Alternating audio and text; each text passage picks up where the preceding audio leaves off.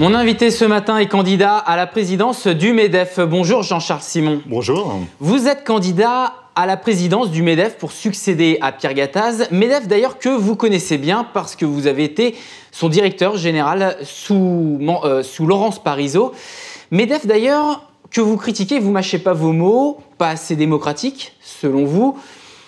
Des adhérents trop éloignés des décisions et également vous dénoncez le paritarisme auquel participe le MEDEF. Peut-on dire, si l'on doit caricaturer, que vous êtes le frondeur du MEDEF ?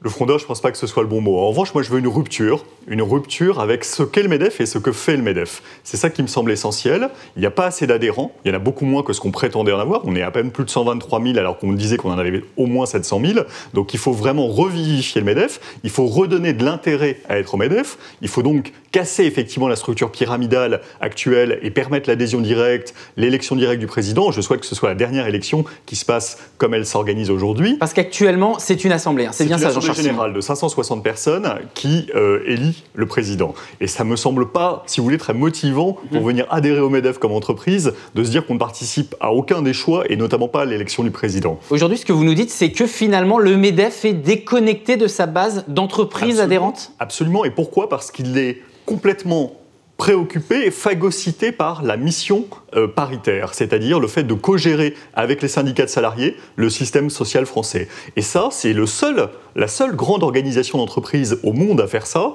et je pense que ça la coupe des réalités et des préoccupations réelles des entreprises, qui sont tout à fait autres. Co-gérer l'assurance chômage, c'est absolument pas la mission logique d'une organisation d'entreprise, c'est pas à peu près partout la mission de l'État.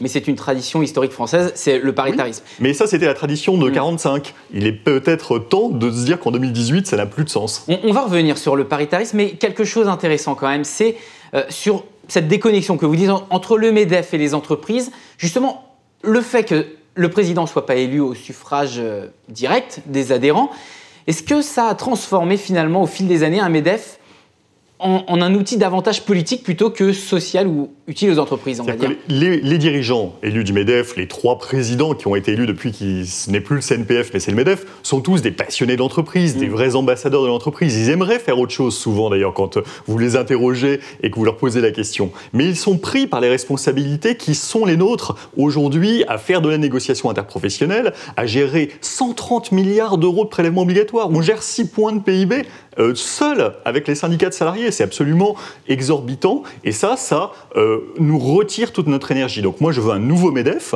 qui s'occupe de ce que les entreprises veulent voir traité au quotidien. Ça peut être du social comme service, mais ça ne doit plus être le fait d'être un auxiliaire de l'État pour venir ponctionner les entreprises. Bon, Jean-Charles Simon, sans que ce soit un gros mot, vous êtes un libéral. J'assume totalement. Voilà, non mais je précise, vous dénoncez le paritarisme à la française, c'est-à-dire la gestion sur un certain nombre de sujets par les partenaires sociaux, dont le MEDEF. C'est par exemple le cas de l'UNEDIC, l'assurance chômage, ou par exemple les accords professionnels, les accords de branche.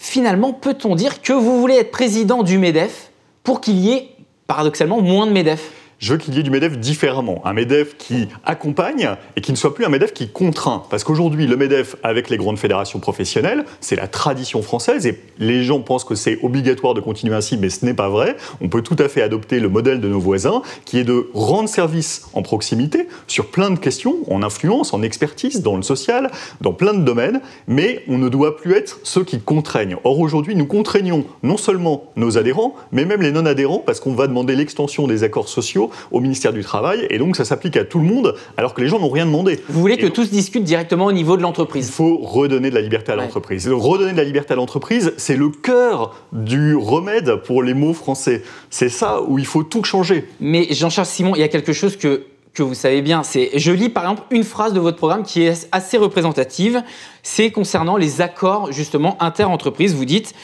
que vous vous opposez à la conclusion d'accords contraignants pour les entreprises au niveau interprofessionnel ou professionnel et que vous n'acceptez que les accords qui prévoient la liberté aux entreprises d'y adhérer ou non.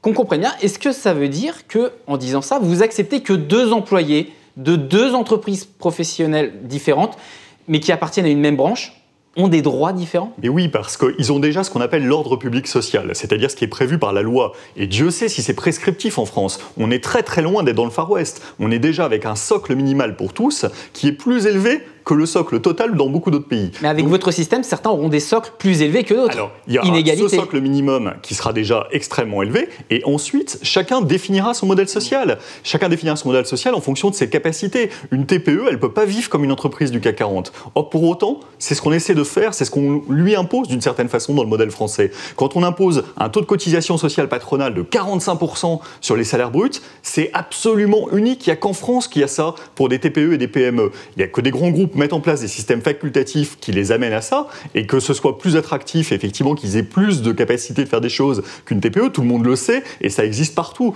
Mais donc, la différence n'est pas un problème, la différence est une richesse. Et dans votre schéma, quelle place alors du coup pour les partenaires sociaux, pour les syndicats? Ils disparaissent? Ils deviennent quoi? Ils deviennent d'abord au plus près, ça doit être leur mission d'être au plus près dans l'entreprise pour accompagner les salariés et discuter avec la direction d'entreprise et conclure justement ce pacte social original de chaque entreprise qui a son identité, et de plus en plus. Parce que les frontières classiques tendent à disparaître. Le monde change tellement vite. Toutes ces classifications en code, APE, en branche n'ont plus beaucoup de sens pour plein d'entreprises. Donc ils ont ce rôle-là d'être dans l'entreprise pour servir à discuter, à élaborer des garanties, à faire des compromis quand l'entreprise va bien, quand elle va moins bien.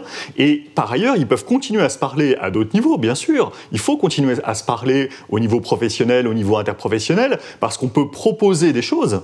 C'est la subsidiarité, c'est-à-dire qu'on propose à des gens qui n'ont pas de solution de venir piocher, s'ils sont par exemple adhérents du MEDEF, tout ce que le MEDEF aura mis sur la table comme accord proposé, mais non plus imposé. Allez, juste pour terminer cette interview, donc cette élection, c'est une assemblée qui votera. Vous êtes considéré, sans que ce soit péjoratif, comme un outsider. Votre candidature était d'ailleurs une surprise. Ce matin, vous nous dites que vous allez gagner? Mais oui, tout est ouvert. C'est une élection en fait où chacun se rend compte parmi les électeurs qu'il y a ce besoin de rupture, de changement très fort. Tout va tellement vite. La classe politique a volé en éclats en quelques semaines l'année dernière. Eh bien, le MEDEF ne peut pas rester immobile. Chacun en est conscient. J'ai un très bon retour sur ce projet. Ce projet, il est, je pense, attendu.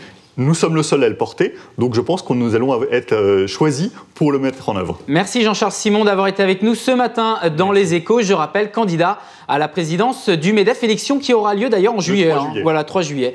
Merci.